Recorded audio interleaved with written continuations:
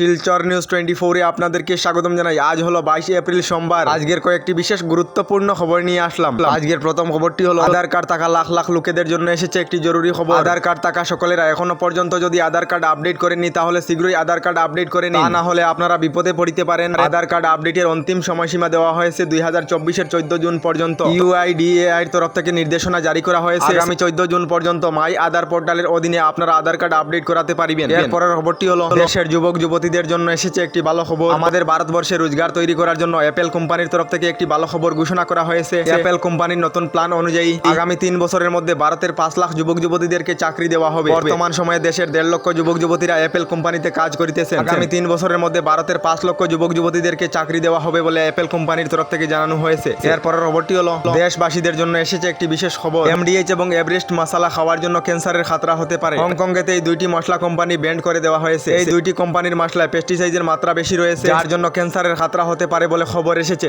এরপরের খবরটি হলো মাধ্যমিক পরীক্ষায় উত্তীর্ণ হওয়া ছাত্রছাত্রীদের জন্য এসেছে একটি বিশেষ খবর। উত্তীর্ণ হওয়া সকল ছাত্রছাত্রীদেরকে প্রদান করা হবে না প্রমাণপত্র অথবা সার্টিফিকেট। ছাত্রছাত্রীদের মার্কশিট হবে প্রমাণপত্র অথবা সার্টিফিকেট বলে খবর এসেছে। এবারের এইচএসএলসি পরীক্ষায় ওএমআর শিট ব্যবহার করার জন্য শীঘ্রই ম্যাট্রিক পরীক্ষার ফলাফল ঘোষণা করা হয়েছে। আপনাদের মধ্যে অথবা আপনাদের ঘরের মধ্যে কেউ ম্যাট্রিক পরীক্ষায় উত্তীর্ণ হয়েছেন নাকি কমেন্টে একটি করে নিশ্চয় জানাবেন। এবারের এইচএসএলসি পরীক্ষায় অন্য বছরের তুলনায় তৃতীয় বিভাগেতে উত্তীর্ণের সংখ্যা বৃদ্ধি হয়েছে বলে খবর এসেছে। এরপরের খবরটি হলো ঝড় তুফানের তাণ্ডবে লন্ডভন্ড হয়ে পড়েছে কাছাড়ের গ্রাম এবং শহর। ঝড় তুফানে ক্ষতিগ্রস্ত হয়েছে কাছাড়ের 89টি গ্রামের 4799 জন। 639টি কাঁচা ঘর এবং 67টি পাকা ঘরে ক্ষতিগ্রস্ত হয়েছে বলে খবর এসেছে। ঝড় তুফানের ফলে ভেঙে পড়েছে বড় বড় গাছ এবং বিদ্যুতের খুঁটি, যার জন্য কাছাড়ের বিভিন্ন এলাকা অন্ধকার হয়ে পড়েছে। রাজ্যের বিভিন্ন জেলায় ঝড় তুফানের জন্য ব্যাপক ক্ষয়ক্ষতি হয়েছে বলে খবর এসেছে। আপনাদের এলাকাতে ঝড় তুফানের কারণে ক্ষয়ক্ষতি হয়েছে নাকি কমেন্টে একটি করে নিশ্চয় জানাবেন। এরপরের খবরটি হলো এবারের এইচএসএলসি অর্থাৎ মাধ্যমিক পরীক্ষায় উত্তীর্ণ হওয়া ছাত্রছাত্রীদের জন্য এসেছে একটি ভালো খবর। রাজ্য সরকারের তরফ থেকে নিযুত ময়না প্রকল্পের অধীনে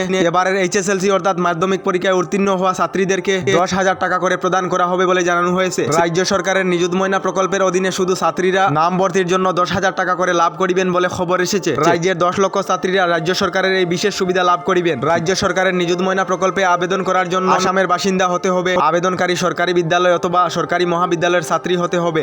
এই প্রকল্পে শুধু ছাত্রীরা আবেদন করিতে পারিবেন বলে খবর এসেছে। এরপরের খবরটি হলো রাজ্যের লাখ লাখ মহিলাদের জন্য এসেছে একটি ভালো খবর। রাজ্যের যে সকল মহিলারা মুখ্যমন্ত্রী উদ্যমিতা প্রকল্পে আবেদন করেছিলেন খুবই শীঘ্রই তাদের ব্যাংক অ্যাকাউন্টেতে প্রথম পর্যায়ের 10,000 টাকা করে দেওয়া হবে বলে খবর এসেছে। আপনারা মুখ্যমন্ত্রী উদ্যমিতা প্রকল্পে আবেদন করেছিলেন নাকি কমেন্টে একটি করে নিশ্চয় জানাবেন। এরপরের খবরটি হলো ভারতবাসীদের জন্য এসেছে একটি ভালো খবর। 2026 সনের মধ্যে ভারতের আকাশে দেখা যাবে উড়ন্ত ট্যাক্সি। আগামী 2 বছরের মধ্যে ভারতের আকাশে উড়ন্ত ট্যাক্সির পরিষেবা আরম্ভ করা হবে। ইন্ডিগো কোম্পানির তরফ থেকে জানানো হয়েছে প্রাথমিকভাবে 200টি উড়ন্ত ট্যাক্সির পরিষেবা আরম্ভ করা হবে বলে খবর এসেছে। আমাদের ডেইলি খবরগুলি ভালো লাগিলে আমাদের ভিডিওতে লাইক দিয়ে চ্যানেলটিকে সাবস্ক্রাইব করে নেবেন।